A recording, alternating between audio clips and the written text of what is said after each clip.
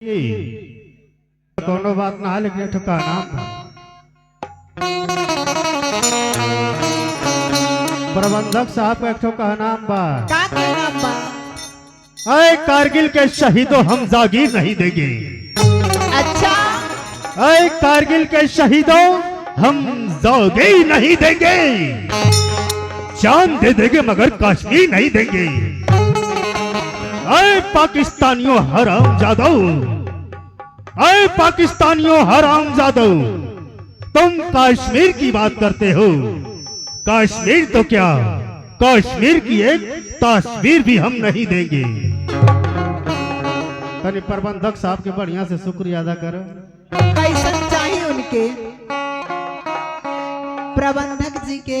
अरे भाई स्कूले का प्रबंधक हवा सही वही हिसाब से दिए। हेलो हेलो हेलो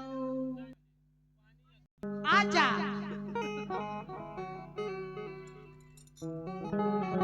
जैया से इनकर बियाह भइल तैया से यही गने करत हवा, पहले नहीं गने करत रहना। अब त एगो आई बिया, अब ई कहत रहना कि 5 छोरी ऐसा। अपन ते ना देखत हो केती मुकिया।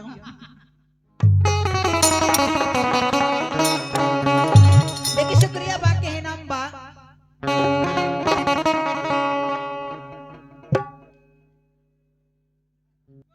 अरे बल्ली माँ कदरी न जाने ना बाली